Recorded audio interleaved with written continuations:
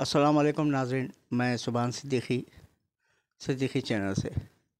जैसा कि हम और आप जानते हैं और पूरा हिंदुस्तान जानता है कि हिंदुस्तान में एक मामला चल रहा है आइला मोहम्मद सल्लल्लाहु अलैहि वसल्लम का, जो उत्तर प्रदेश के एक इलाके से शुरू होते हुए आज पूरे हिंदुस्तान को अपनी लपेट में लेते हुए जा रहा है। तो आज हम इसी मसले पर बात करने के लिए मोहतरम जनाब अलहाज लायक अली साहब, जो कई एक तंजीमों से जुड़े हुए हैं और समाज रहबर कमेटी जो तेलंगाना व आंध्रा में गुज़िश्ता कई सालों से कई बरसों से काम कर रही है, उसके आप सदर हैं।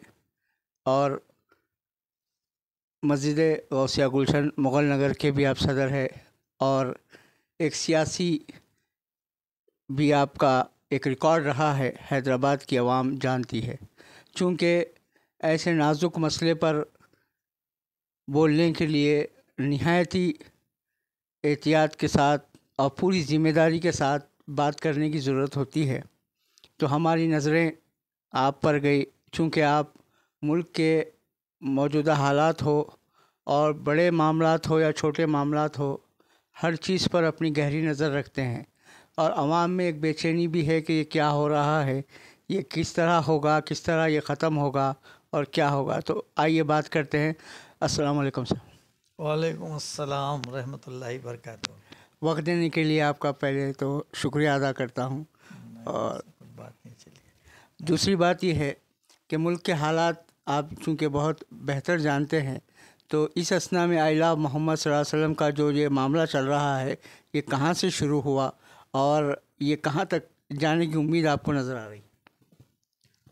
औज़ु बिल्लाहि मिनश शैतानिर रजीम, बिस्मिल्लाहिर रहमानिर रहीम। सारे नाजरीन को जो सुन रहे हैं सिद्दीकी चैनल के ज़रिए, मिल्लत इस्लामिया को अस्सलामु अलैकुम रहमतुल्लाहि बरकातुहू। और बिरादरान वतन को, मेरे हिंदू भाइयों को नमस्कार, सरदार जियों को सत श्री अकाल, क्रिश्चियन भाइयों को गुड इवनिंग, गुड नाइट। अभी बहुत टाइम हो गया, 12 सवा 12 हो रहे हैं। मैं ऐसा कोई जहन में तैयारी नहीं रखा था, लेकिन हालात पे नज़र है, दिन रात ये मामला चल रहे हैं, जुल्म सितम के पहाड़ तोड़े जा रहे हैं, एक बर्बरियत का एक माहौल हिंदुस्तान में पैदा हो गया है। उससे हर कोई मुल्क के लिए दर्द रखने वाला मुतफर यानी फ़िक्रमंद है। तो लिहाजा आप अचानक आ गए तो मैं बोला चलो ठीक है, कोई तैयारी करने की ज़रूरत नहीं है, हालात है बयान करूँगा। तो अब जो वाक़या जो हुआ, एक छोटी सी बात को फ़िरक़ा परस्त हुकूमत के ओहदेदार फ़िरक़ा परस्त जो होते हैं, वैसे लोगों ने इसको रंग दिया। वाक़या सिर्फ कानपुर उत्तर प्रदेश का ये था कि चूँकि मिलादुन नबी का महीना था, मुख्तलिफ़ जलसे हुआ करते हैं, जुलूस निकाले जाते हैं, क्योंकि रसूल करीम सल्लल्लाहु अलैहि वसल्लम की इसी महीने में पैदाइश 12 रबीउल अव्वल को हुई। लेकिन पूरे महीना तमाम मुसलमान अपनी अपनी सहूलत के हिसाब से खुशी मनाते हैं। और वो खुशी का इजहार करने के लिए हर कौम, हर मज़हब हिंदुस्तान का खुशी का इजहार करने के लिए एक मजमूई तौर पे एक जुलूस की शक्ल में निकलते हैं, या एक जलसे की शक्ल में जमा होते हैं, या एक इबादत करने के लिए अपनी अपनी इबादत गाहों में जमा होते हैं, अपनी खुशी का इजहार करने के लिए होते हैं। किसी को नाराज़ करने का मतलब नहीं है। हिंदुस्तान तो एक जमहूरी मुल्क है, हर किसी को आज़ादी है अपने अपने मज़हब से मुताल्लिक़ अपने अपने मामलात की बिल्कुल पुरअमन तरीक़े से उसकी खुशी मनाए, उसका इजहार करें, उसकी तारीफ़ करें। इससे कोई हिंदुस्तान का कानून तो रोकता नहीं है। तो उसी तरीक़े से कानपुर में कुछ मुसलमानों ने जुलूस भी निकाला और एक एक बैनर लगाया जिसमें लिखा कि आई लव मोहम्मद। क्योंकि आई लव मोहम्मद का जहाँ तक मामला है, वो इंग्लिश में वो जुमला बोल दिए, रसूल करीम सल्लल्लाहु अलैहि वसल्लम की मोहब्बत ईमान की अलामत है। क्यों कि अल्लाह रब्बुल इज़्ज़त खुद फरमा रहे हैं, ये बात चूँकि मैं कुरान की एक आयत सुनाना पड़ेगा, इससे सारे हिंदुस्तान के मेरे हिंदू भाइयों को भी समझने की सहूलत होगी और मुसलमान लोगों को भी समझना पड़ेगा कि दरअसल हम आइल और मोहम्मद कितने वक्त हम दिन में बोला करते हैं, बोलना लाजिम है हमारे लिए, फ़र्ज़ है हमारे ऊपर। वो कैसे मैं बताऊंगा आपको, फ़र्ज़ है हमारे ऊपर।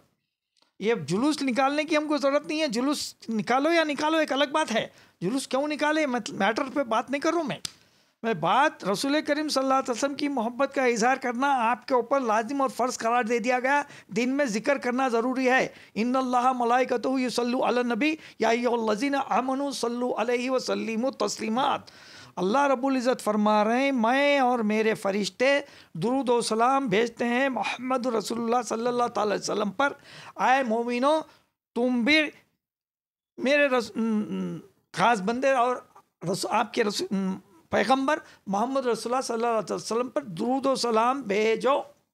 और हमें दुरूद व सलाम भेजो बोल के हम अल्लाह की तरफ ही लौटा रहे हैं, अल्लाह को कह रहे हैं कि अल्लाह रसूल करीम सल्लल्लाहु अलैहि वसल्लम को पहुँचा दो। तो फिर अल्लाह के पास जब जो चीज़ जाती है वो तो किसी हाल ज़मानत हो गई पहुँचने की। तो लिहाजा अब सवाल ये है कि अल्लाह एक हुक्म दिए, अब उसके बाद हम नमाज में दुरूद इब्राहिम पढ़ते हैं।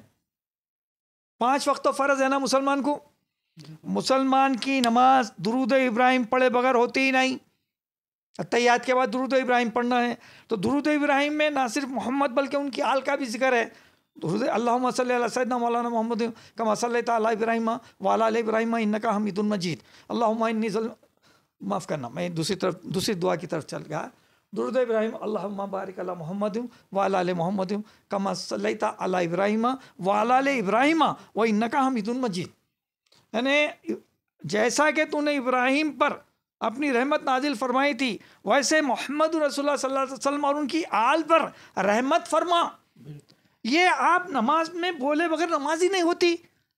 तो 5 वक्त जो फ़र्ज़ है, क्या हम वो फ़र्ज़ अदा कर रहे हैं?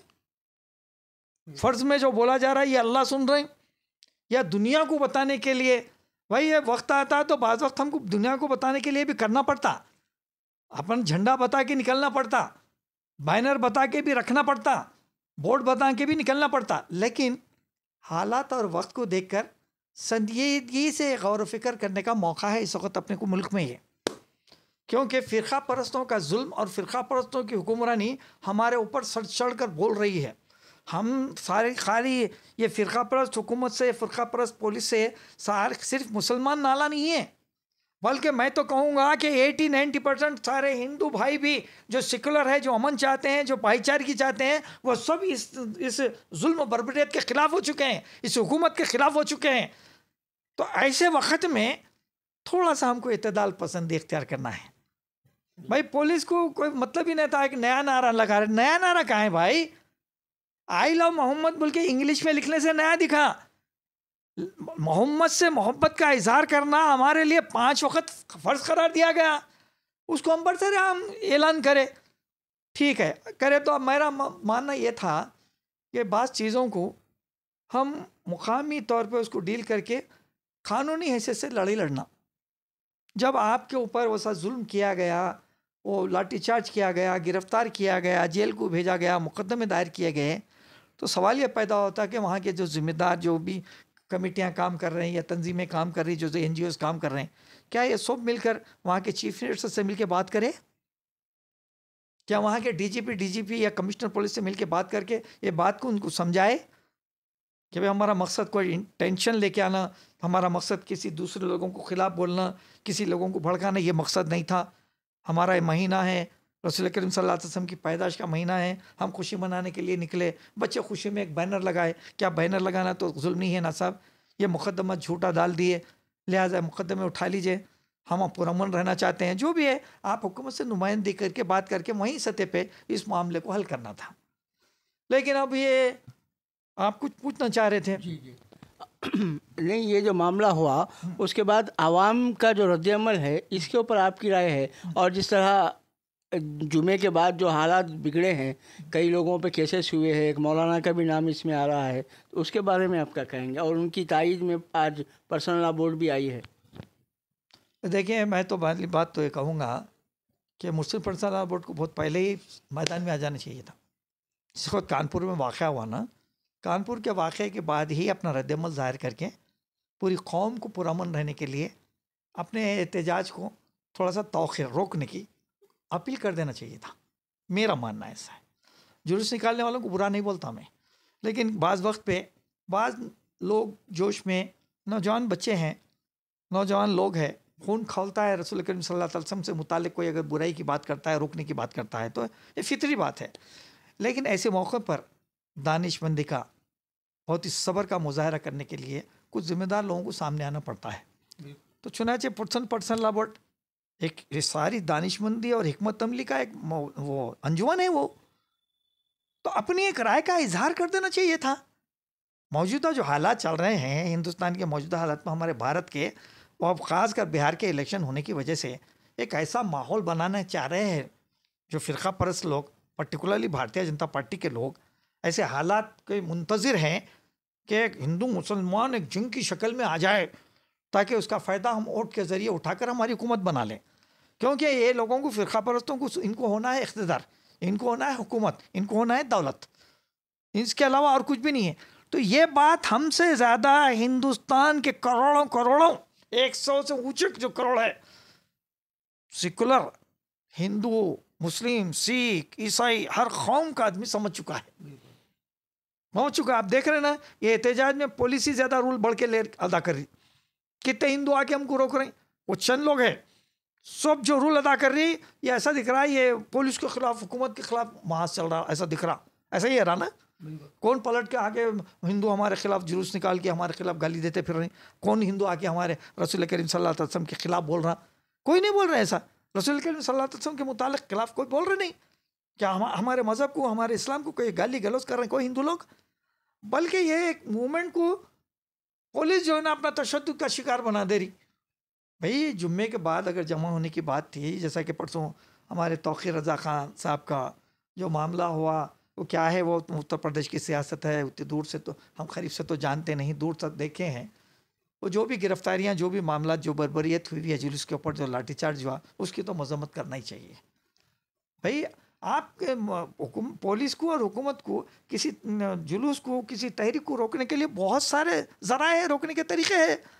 आप सीधा मार धाड़ करेंगे, गोली चला देंगे, फला कर देंगे, ये कर देंगे, गिरफ्तार कर देंगे, जेलों को भिजा देंगे, बोलते ऐसा है तो फिर कोई एहतजाज करेंगे, आपके प्रोटेस्ट करने का मामला ही ख़त्म हो जाएगा। हाँ, तो लिहाजा ये जो है ना, मैं समझता हूँ कि थोड़ा मुसलमानों को तहम्मुल से काम लेना ज़रूरी है। ये मौजूदा हालात में ख़ासकर अब देख रहे हैं अभी कि ये वोट की चोरी का मामला बोल के एक चल रहा, तहरीक चल रही, और मुख्तलिफ और दीगर मामला सामने आ रहे हैं। मुख्तलिफ रियासतों में, परसों लद्दाख में एक मसला होगा, फ़लाँ जगह होगा, वहाँ फायरिंग हो रही, वहाँ मर जा रही है, मर जा रहे। ऐसे हालात में हम थोड़ा तामुल का मुजाहरा करके ये जहाँ की मुकामी चीज़ को मुकामी हिस्से से निपटना चाहिए।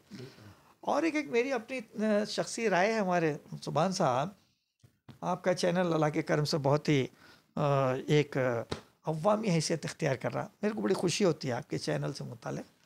मगर मैं आपसे गुजारिश भी करता हूँ कि थोड़ा बयान, आपके पास बयान देने वालों को नफ्से मामला जो होता है उस मसले से मुताल्लिक़ गुफ्तगू हो तो बेहतर है। मसला एक है, गुफ्तगू 10 मसाइल को मिला के वो मसला किधर जा रहा है कि 10 मसाइल के ऊपर गुफ्तगू कर ले रहे हैं। यह देख रहे हैं कि व्यूवर्स किस पे बढ़ जा रहे हैं। अब मेरे व्यूवर्स बढ़ गए, 1 लाख हो गए, तो लायक अली साहब का बयान ज़रूरी नहीं है बड़ा होना, ये माफ़ करना, क्योंकि व्यूवर्स का आजकल मामला ही कुछ और होगा। अगर व्यूवर्स दानिशमंदाना होती तो ये बयानात भी दानिशमंदाना ही हुआ करते थे। व्यूवर्स को तो जज्बात होना चाहिए, व्यूवर्स को तो चीख के बोलने वाला चाहिए। ये इससे सब सारी चीज़ें चलने वाली नहीं है। हमको कौम को लेके चलना है, एक जहती को लेके चलना है। बिलखुसूस मज़लूम मिल्लत इस्लामिया बनी हुई है इस वक्त, तो इसको हम इन सब सहारे फिसाद, लड़ाई झगड़ा, मुकदमात, परेशानियाँ, ज़बरदस्ती के इल्ज़ामात, तोहमत, गिरफ्तारियों से बचने के लिए हमको कितनी एहतियात से कदम उठाए कि किस मामले को हम जमहूरी अंदाज में लड़ सकते हैं, किस मामले को हम अदालतों के ज़रिए लड़ सकते हैं।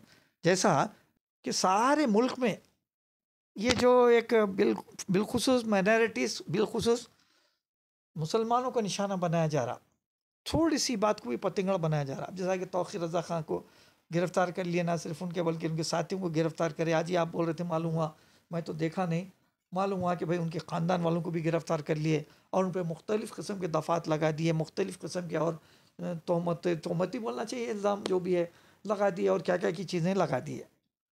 अब सवाल ये है कि ऐसे वाक़यात जब हो जाते हैं तो हमको लाजिम बात है, चाहे कुछ हो जाए, कौन से भी वाक़यात, तो मज़लूम की तो मदद करना ही है, मज़लूम का तो साझेदारी देना, चाहे उसका किसी भी मज़हब से ताल्लुक़ हो। किसी के ऊपर जुल्म हो रहा है तो जुल्म के ख़िलाफ़ लड़ना एक इंसान की एक ज़िम्मेदारी है। जमहूरी मुल्क में तो बहुत ज़्यादा ज़िम्मेदारी आ जाती है अपने को, क्योंकि किसी की पाबंदी रुकावट नहीं होती ना, आप जिसकी चाहे मदद कर सकते हैं। और एक एक बात, ऐसे वाक़यात होने ही ना दें तो उसको बहुत ही दानिशमंदी से सोच के सियासत, मज़हब, मौजूदा जो हालात मुल्क के हमारे चल रहे हैं, फिर उसमें मौजूदा जो फ़िरक़ा परस्ती के जो मामला सर उभार के बोल रहे हैं, तो ऐसे मामलात को हम कितनी गहराई से जायज़ा लेके हमारी कौम को हम रहनुमाई करना। तो मैंने इससे पहले भी बहुत पहले कहा था कि भाई ये सारी चीज़ों की ज़िम्मेदारी निभाने के लिए एक वक्फ बोर्ड को, हमारे मुस्लिम पर्सनल लॉ बोर्ड को मैदान में आना चाहिए। बहुत पहले बोला था मैं, आपके पास इंटरव्यू है वो मेरा। चुनाचे वो मेरी तजावीज़ के मुताबिकत में कमेटियाँ बनाई गई, मुख्तलिफ काम वाम हुए। मैं ये नहीं बोलता कि मेरी तजवीज़ के ज़रिए हुई, लेकिन मैं जो सोचता था वो पर्सनल लॉ बोर्ड किया। अब वो हुआ है, वक्फ तरमीमी बिल वगैरह हुआ, मुस्लिम पर्सनल लॉ बोर्ड अपने कागजी बयानात देता है, थोड़े बहुत अलामती तौर पे जलसे धरना दिए, जंतर मंतर पे फलां करे, बस अभी भी मौजूदा हालत में भी फ़ैसले जो आए अपने माफिक ज़्यादा फ़ैसले नहीं है। मुस्लिम पर्सनल लॉ बोर्ड अखबारात ने ऐलान कर दिया, 1 महीने का ऐलान कर दिए, उसके अमली तौर पे देखे तो नदारत। तो अमली तौर पर इक़दाम करने का, एक तो मुस्लिम पर्सनल लॉ बोर्ड को अमली मैदान में आना पड़ेगा, कौम को लाना पड़ेगा। और एक एक बात, ये जो सियासी जो मामला तब जो मौसा चल रहा है, जैसे अब ये जुलूस आई लव मोहम्मद से मुताल्लिक़ जो जुलूस जलसे जिधर भी निकल रहे हैं, गिरफ्तारियाँ हो जा रहे हैं, पुलिस पकड़ ले रही, बगैर इजाज़त जुलूस निकाले, रास्ता बदल दिए, फला कर दिए, वो झट आके पुलिस लाठी चार्ज कर दे रही, बच्चे कुछ भट्टे रौरे मार दे रहे हैं। ये जो हालात बदअमनी का शिकार हो जा रहे हैं, जबकि कौम को हम ये समझाना चाहिए कि इस्लाम दीन जो है, जहाँ तक हो बदअमनी पैदा होने के मामला से दूर रह के हमारे मजहबी मामला को हम कैसे चला सकते हैं, ये रास्ता तलाश करना एक मौजूदा हालत में बेइंतहा ज़रूरी है। आपको आए लौ मोहम्मद बोलने से अगर एक फितना फिसाद हो के अगर एक आदमी भी मरता है तो वो आपका बोलना गलत है। बोलना गलत नहीं, वो तरीक़ाकार गलत है। बोलना तो दिल में सख्त बोलो भाई, कौन रोका? आप मुसल्ला बिछाओ, नमाज पढ़ो और अल्लाह के रसूल की मोहब्बत अल्लाह मेरे दिल में कूट कूट कर भर दे। मेरी नमाज में मैं जब ये बात नहीं बोला तो मेरी नमाज नहीं होती, मेरे को दिल को ठंडक नहीं मिलती। मैं सच बोल रहा हूँ मैं आपको, ना सिर्फ मेरे बल्कि मैं मेरे बीवी बच्चे भाई बहन उनके अहले खाना सबके दिलों में अल्लाह आपके रसूल करीम सल्लल्लाहु अलैहि वसल्लम के अतारे बैत की सहाबे इकराम की मोहब्बत को कूट कूट कर भर दे। अल्लाह हमको दीन के रास्ते पर चलने वाली ज़िंदगी, वाती अल्लाह वाती रसूल कर अमल करने वाली ज़िंदगी अता फरमा। अल्लाह अल्लाह सब कुछ आप ही आप है। अल्लाह हस्बुनल्लाहु व निअमल वकील, हस्बुनल्लाहु व निअमल वकील, हस्बुनल्लाहु व निअमल वकील। देखो ये चीज़ अमल करके देखो, सारी दुनिया आपके ख़दमों में आ जाएंगी। ये बैनर एक अट्टे में पकड़ के I love Mohammad, I love Mohammad. अरे आई लव मोहम्मद अल्लाह को सुनाओ, दुनिया को नहीं। दिल जल रहा मेरा। असद साहब ने अपनी तकरीर में पूछा, मेरे को बड़ा अच्छा लगा। असद साहब ने पूछा कि भाई आई लव मोहम्मद कितने लोगों ने कहा, कितने लोग कहते हैं, बोलो हाथ उठाओ। पूरा जलसे का हाथ उठा दिया। ठीक है, आप लोग 5 वक्त नमाज कितने लोग पढ़ रहे हैं, अल्लाह देख रहे हैं, सही हाथ उठाओ। बोले कितने हाथ उठे भाई? कभी गौर करें, हमारी कौम बेबहरा हो गई और उनको कोई रास्ते पे लाने को डर रहा। कहीं को डर रहा? कौम गालियां शुरू कर देंगी, कमेंट गालियां आ जाएंगे, कमेंट लोगों खिलाफ में बोल देंगे। अरे पूरी दुनिया खिलाफ बोलने दो, तुम सच्चाई बोल के रह जाओ। पूरी दुनिया कमेंट करके गाली देने दो लायक अली को, लेकिन लायक अली कौम को सही रास्ता ये है बोल के बताना तेरा काम है। तू समझदार है, तू बता दे। तेरे पे जो जुल्म सितम आएंगे वो अल्लाह देख लेगा, क्योंकि गरज नहीं है ना अपनी। तो फिर कोई रोका, कोई बोला? अभी भी मौका है, अभी भी मौका है कि इस बात को तूल होने मत दे, रंग लेने मत दे। मोहब्बत अगर जताना है तो अल्लाह को दिखाओ मोहब्बत, अल्लाह के जरिए रसूल तक पहुंचने वाली मोहब्बत। अपन जो दुरूद पढ़ के भेज रहे हैं, अल्लाह के पास भेज रहे हैं, अल्लाह को बोल रहे हैं कि रसूल तक पहुंचाओ बोल के। दुरूद का जो रहमत है, जो बरकत है, जो सवाब है। तो फिर हम ये चीज रवैया अख्तियार करना। हाँ, तो मैं ये बोल रहा था अब ये ऐसे हालात तो और आगे भी होते रहेंगे, ऐसा दिख रहा मौजूदा हालात में।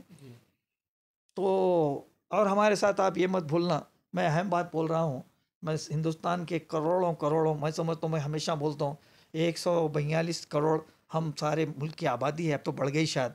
142 करोड़ में मैं बोलता हूँ ये फ़िरका परस्ता जो है ना, ये आरएसएस के या बीजेपी का और दिगर जो भी है, 1 करोड़ भी नहीं है भाई। ये सही बोल रहा हूँ मैं, 1 करोड़ कोई मामूली तादाद नहीं होती, 1 करोड़ बहुत बड़ी तादाद होती है ये, समझे आप।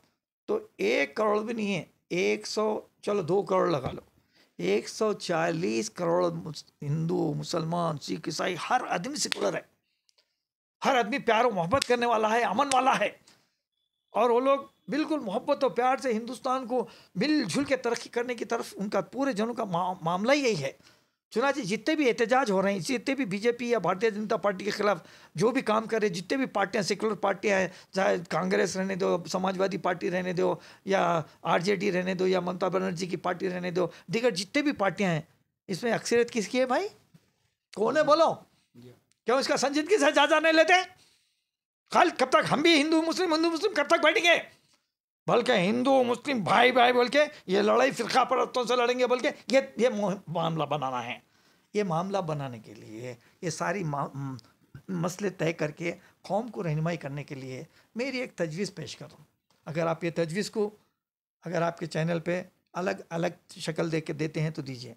मुस्लिम पर्सनल लॉ बोर्ड, जैसा कि वक्फ बोर्ड के मामला का जो चला था, मुकदमे वगैरह है, सारी चीज़ें, उसको निमटने के लिए एक अलहदा जो कमेटी वगैरह बना के जो तरीक़ेकार बना के निपटी, उससे तो कुछ पेशरफ तो हुई। अब इन हालात को निमटने के लिए एक फ़िक्रमंद, दानिशमंद लोगों की, समझदार लोगों की, आलिम लोगों की, दानिश्वर भी होना, आलिम भी होना, दिन को भी समझना, दुनिया को भी समझना, बेहतरीन पॉलिटिशियन, बेहतरीन इकोनॉमिस्ट हमारे पास कमी नहीं है। बेहतरीन किस्म के लोगों को, ऐसे सियासतदान जिनको गर्दनीदार समझा जाए, समझा, जो समझदार, जिनका असर है कौम में, वैसे लोगों को मिला के एक 21 आदमी की बनाओ कमेटी, छोटी कहीं को अच्छी बड़ी बनाओ, बना के वो कमेटी को इतने इख्तियारात, मुस्लिम पर्सनल लॉ बोर्ड खुद अपने इजलास में चीज़ तय करके वो कमेटी को सारे इख्तियारात के साथ सारे अखबारात के ज़रिए, सारे मीडिया के ज़रिए, सारे हिंदुस्तान के अवाम तक पहुंचा दो कि ये जो कमेटी हालात को, वाक़यात का जायज़ा लेने के बाद गैर सियासी अंदाज में सिर्फ़ और सिर्फ अमन और इत्तेहाद को कायम रखने की खातिर, मुल्क की तरक्की भलाई की खातिर, किसी भी कौम को एक दूसरे से करीब करने की खातिर फ़ैसला देंगी। इनकी रहनुमाई कबूल करना पड़ेगा। लिहाजा वो कमेटी ऐसी बना दी जाए, उसमें सभी अच्छे लोगों को शामिल किया जाए और वो कमेटी हालात का जायज़ा लेके अपने ऐलान कर दे। अगर वैसी एक कमेटी रहती और ये ऐलान कर देती कि भाई अब ये जुलूस वगैरह जलसे निकालने की ज़रूरत नहीं है, बल्कि अपने अपने वक्त के कलेक्टर से मिलो, चीफ मिनिस्टर से मिलो या होम मिनिस्टर से मिलो और तहरीरी तौर पर जाके ज़िम्मेदार लोग एक 50-100 जो भी है टाइम लेके जाके मुलाकात करके अपना शिकायत दर्ज कर दो, अपना एहतजाज, प्रोटेस्ट दर्ज करो। आप एक ऐलान जारी करते हैं, पुरअमन तरीके से काम हो जाता। हमारा मकसद इख्तिदार तक हमारी शिकायत को पहुंचाना है ना। गड़बड़ पुकारा कौन, क्या हिंदू लड़ रहे थे हमारे से, कोई हिंदू भाई हमारे खिलाफ जुलूस निकाल के उन ताकत का मुजाहरा कर रहे हैं, हम करेंगे बोलने को, ऐसी क्या बात थी उसमें? वो तो बात ही नहीं है। आप अपने आप जाल में फंस रहे। हमारे को बोला जा रहा है जुलूस गैर कानून निकाले, हमारे को बोला जा रहा है फतरे मारे, तो फिर ज़बरदस्ती इल्ज़ामात लग रहे हैं, तो थोड़ा हम एहतियात से काम लेना ना, लेना नहीं चाहिए। आप बोलिए, फिर मौजूदा हालत में है ऐसा हमारा मामला। तो ये जो दानिश्वर लोग, समझदार लोग जो रहेंगे, हर चीज़ एक एक नुक्ते पे गौर करना, गौर करके एक ऐलान कर देना, हुक्म जारी करना एक मानो में कि स्टॉप, कोई बयानबाजी नहीं होगी, कोई गैर ज़रूरी जुलूस नहीं निकाला जाएगा, कोई गैर ज़रूरी किसी के ख़िलाफ़ कोई महाज नहीं बनाया जाएगा।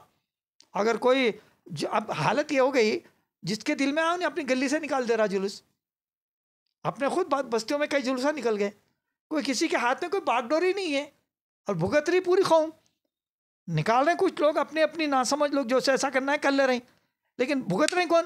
अच्छा, बात सिर्फ आई लव मोहम्मद के तक नहीं है, दिगर कई मामलात में भी अपने तौर पर मुसलमान निकल के अपने अपने तरीके से कर रहे हैं, तो ऐसा मुनासिब नहीं है।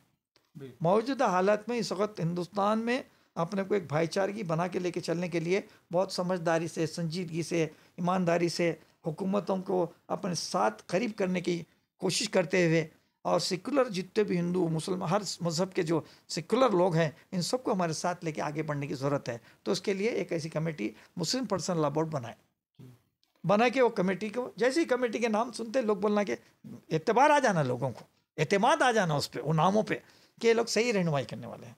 चुनाचे बहरहाल ये अब मौजूदा हालात बोले आप, यही हालात में यही बोल सकता हूँ मैं। और दूसरी बात, चूँकि तौक़ीर रज़ा ख़ान साहब को गिरफ़्तार कर लिया गया, जो भी जुल्म सितम हो रहे हैं उनकी भी रिहाई का हम भी मुतालबा करते हैं। समझे आप, रिहाई करनी चाहिए और हालात को बिगड़ने से रोकने के लिए हुकूमत और पुलिस को भी थोड़ा संजीदा अंदाज में सोचना चाहिए। ऐसे झूठे मुकदमा डाल के गिरफ्तारियां करने से, पकड़ने से, लाठीचार्ज करने से हालात सुधरने के बजाय बिगड़ जाते हैं। बजाय उसके हुकूमत को, पुलिस को चाहिए कि जो है ना जुल्म और बर्बरियत के मामला रोकें। समझा। बहरहाल यही एक तो छोटी सी बात कर सकता हूँ मैं, बहुत टाइम हो गया, मैं समझता हूँ आधे घंटे से ज़्यादा हो गया। मेरा इंटरव्यू छोटा होता नहीं, तो अब मैं कहाँ तक किस बात को कहाँ तक बोला हूँ नहीं मालूम है। मैं जुलूस निकालने के, करने के उसके सब मुखालिफ नहीं हूँ, लेकिन हर चीज़ के एक तरीक़ेकार तयन करना। बिल्कुल। अब ये हालत में हमको निकलना है नहीं निकलना है, ये हालत में करना है नहीं करना है, ये सोचे बिना अगर आप करेंगे तो यही हालात सामने आएंगे। जबकि हमारे मद्दे मुकाबिल पुलिस है और हुकूमत है, हम देख रहे हैं। तो पुलिस और हुकूमत से लड़ने का तरीका जुलूसा निकाल के गड़बड़ करके नहीं है, कोई और तरीका है, वो तरीका इख्तियार करना था हमारे को।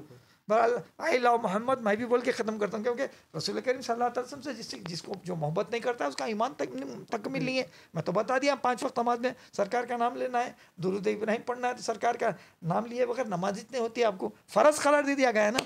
तो बहरहाल मैं आपका बेहद ममनून और मशकूर हूँ कि आप इतना टाइम दे कर इतनी रात को आके मेरा इंटरव्यू लिए, और मुझे उम्मीद है कि मेरे से अगर कोई भूल चूक, कोई गलती, कोई राय में, कोई मामले में बात अगर हो जाए तो उसको एक आपके भाई की तरह समझकर या आपके बुज़ुर्ग समझकर जैसे भी उसको नज़रअंदाज करें। मेरा इंटेंशन किसी की बुराई करना, किसी को बुरा बोलना, किसी को दिल शिकनी करना कभी भी नहीं रहता। जो दिल में साफ़ बात रहती है वो मेरे तजुर्बे की बुनियाद पर बयान कर देता हूँ। मैं खुसूसी गुजारिश करना चाहता हूँ आप लोगों से, सिद्दीकी चैनल के हमारे सुभान सिद्दीक साहब बड़ी जानफिशानी से, मेहनत से काम करते हैं। अल्लाह इनको तरक्की भी अता कर रहे हैं, अल्लाह इनको तरक्की दे, कामयाबी कामरानी दे।